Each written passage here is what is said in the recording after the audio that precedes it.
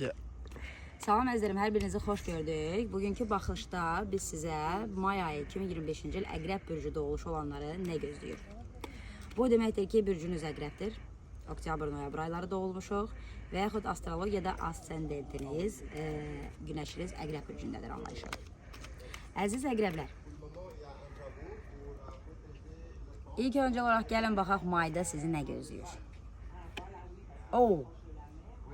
Əqrəb bürcü olanlar, xanımlar və bəylər, əgər biz arkanı günəş arkanı ilə və müsbət bir tembolullatı da açırıqsa, bu deməkdə həyatımızda günəş doğacaq. Günəşin rəmzi və mənası nəyi bildirir?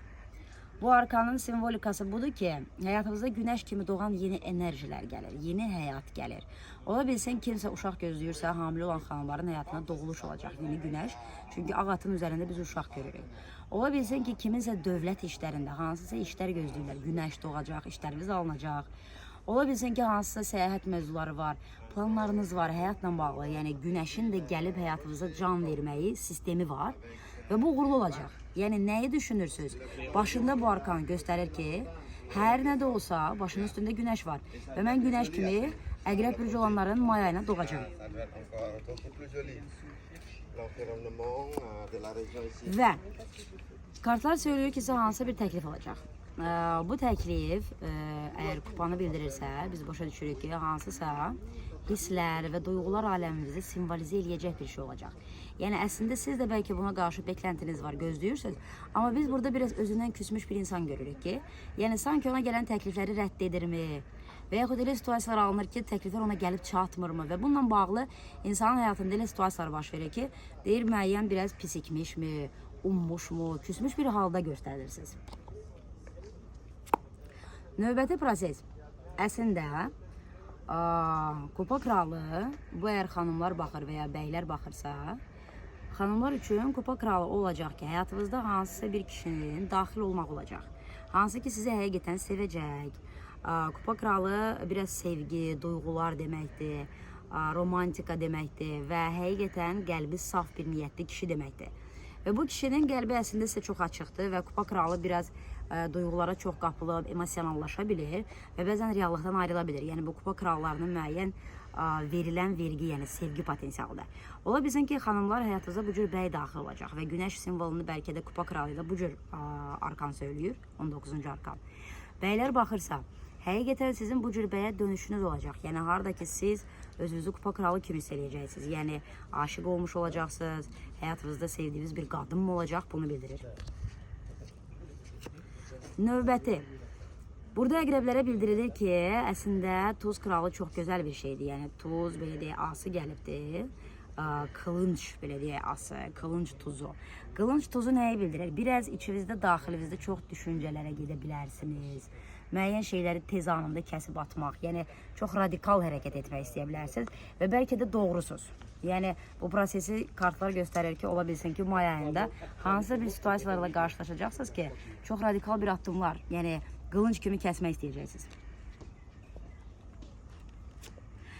Və həmçinin hansısa bir ustadlıq periodu başlayacaq, yəni nə isə yenidən etmək, nəsə yaradıcılıq prosesləri, yeni creation olsun, yəni istəyirəm məsəl üçün bir kursumu yaradam, istəyirəm bir iş yerimi açam. Yəni harda özünüzü professionallaşmış və ustadlaşmış hiss eləyəcəksiniz. Yəni ustadlıq periodunuz, ustadlıq erası açılacaq və həmçində ustad belə deyək, bütünün heykəlinin yanındayım. Yəni may ayında sizə ustadlıq veriləcək, ustadlığınızı kəşf edəcəksiniz və yol var. Hardasa may ayında sizə bir yol görsənir əzlərim. Yəni, baxan xanımlar, bəylər, ola bilsin səyahət prosesləri olacaq, xarici ölkəyə getmək istəyəcəksinizmi, hansısa yolma açılacaq, günəş kimi doğan bir yol olacaq, fürsət olacaq. İşlərinizdə irəliləyiş ola biləcək ki, yəni, donuq qalan işlərinizdə sürətlənmə olacaq. Yəni, hər şey arabanın təsirində başlayacaq yoluna düşməyə, getməyə və özünüzü uğurlu, hərəkətli və dinamikalı hiss edəcəksiniz.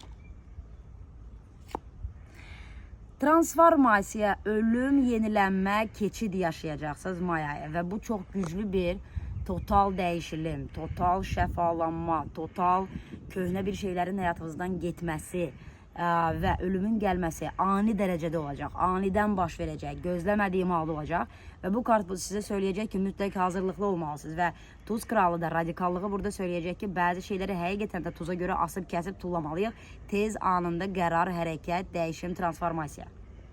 Və bu kartdan qorxmuruq, bu kartı qəbul edirik, çünki bu kartın dəyişimi, sonlanma və yenilənmə ilə nəticələnəcək ki, harada dəyişim, dönüşüm olacaq və buradakı qorxularınızdan əslində sağollaşmağınız lazım olacaq. Çünki ay qorxuları göstərəcək. Şuur altınızda yatan, özünüzdə bəlkə də hələ agah qalmayan, sir qalmayan, bəlkə də hələ bilirsiniz, amma qorxuvuzu, belə deyək də, şuur altına əsasən, ayın enerjilərinə əsasən hələ də şəfalanmağa ehtiyacı var.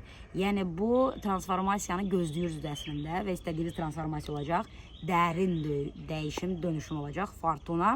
Həqiqətən də bu dəyişimdən sonra Fortuna'nın gəlişi göstərəcək ki, siz belə deyək, istədiyiniz hər bir şey ani şəkildə dəyişim, dönüşüm olacaq.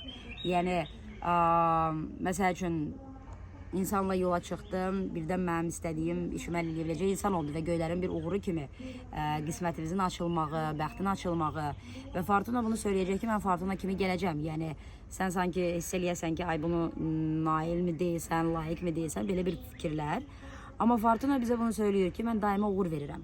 Mən daima bu uğuru göylərdən gətirir və nə sən bunu idarə edə bilirsən, nə başqası idarə edə bilir. Bunu yalnız göylərin belə deyək, sizə verəcək uğurlu bir prosesi olacaq və dəyişim, dönüşüm, Fortuna ilə nəticələnməsi və kolodanın da sonunda bizim gördüyümüz, belə deyək, kupa tılsım prensi